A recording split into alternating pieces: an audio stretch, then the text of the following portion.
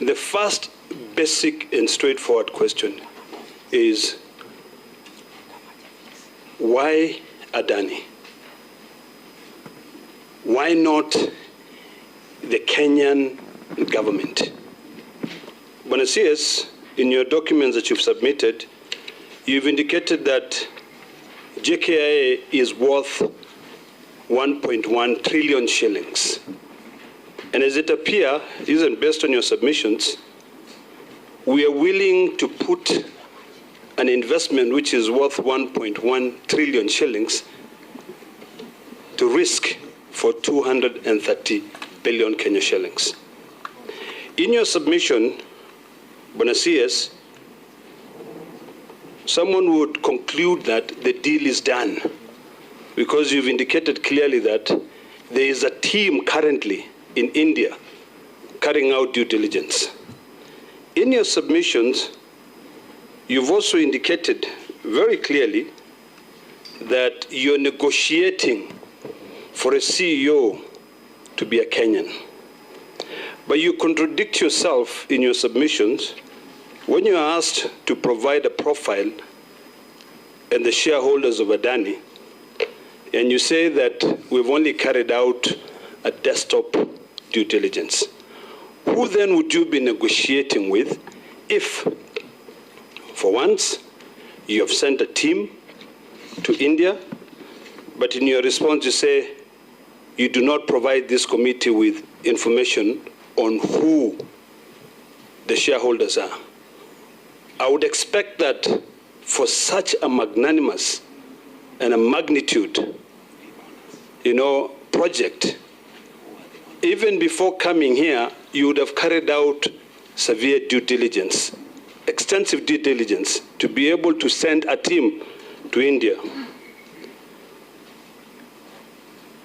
One of the things that also baffles me is that based on the proposal submitted by Adani, it appears that they had insider information.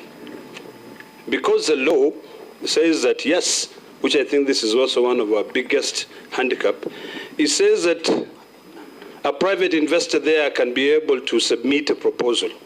But when you look at the documents that you've submitted, and I've perused them within the 10 minutes that we had, the information submitted by Adani really leaves a lot to be desired on the ethical or ethics of our people, because it shows detailed photographs of the airport. It talks about the challenges of our airport. One which was very, very concerning to me, if I can remember it, it demonstrates photography, satellite images.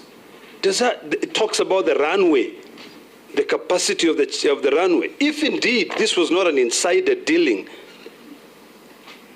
which is brought about or orchestrated by a cabal in this country, how would Adani, a conglomerate based in India, get specific details on how or what ails our infrastructure? That is issue number one, Bonasias. Number two, because I want to exhaust a series of my questions before we allow anyone else to answer. And Mr. Chairman, I would hope that my questions will be answered. I've noted that the head of terms contract has been submitted by Adani. They are the ones, I think they are the ones who have drafted it. Yes. Honestly, Bonasias, we have a big asset here. If Adani was really the company that it is, would we allow them to submit and say that part of the model of financing this deal will be, one, debt? They will go out there and borrow money to be able to come and build this infrastructure. Number two, they will also use equity that exists. Our equity. Our own equity, our own sweat and blood for over centuries. Number three, internal accruals. In fact, internal accruals is really the bare minimum. Debt capital market structure. So essentially, Adani does not have this money.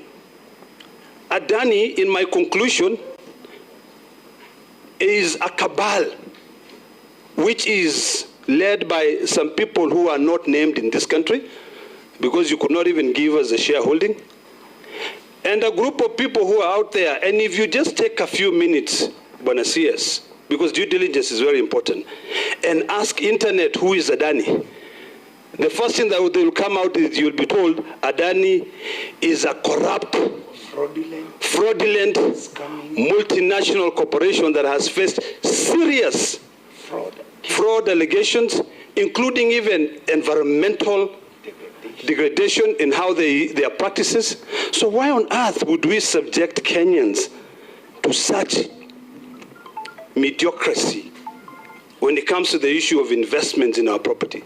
Why did you not, if it is indeed, and I think I've opined this before, I know Kenya needs a second airport. Yes, we do. But for a PPP, why not give them land 50 kilometers away? They're already asking you to give them 30 lands to develop their commercial properties and everything. Why don't you give them free land 30 kilometers away? Tell them you have the 260 billion, you demonstrate by building afresh here. Thank you, Mr. Chairman. I'll stop there. And I hope that you can answer before any other senator asks questions. Yeah, Yes. Thank you. I think we are going to go that way, whereby you exhaust your questions and we give you not so many minutes, about 3 or 4. You ask your questions, then the CS will answer those questions. Bwana CS. Thank you, Chair. Senator Ledama, through the Chair, why Adani? Like we did indicate, with PPP Act, it basically seeks to help economy on mega projects where the government may not be able to develop. Like, because Senator Chirchir is sitting here, if we were to take the grid to the northern part of Kenya today, and because the government don't have money to build the network in the next 1 to 3 years, what we could do is to interest private capital through PPP Act, through PPP investment, to build the network on a return on equity, reasonable return on equity, and therefore be able to open that northern part of Kenya. Alternatively, we wait for 10, 15, 20 years to open that part of the country. So it's a way of procuring private investors, interesting private investors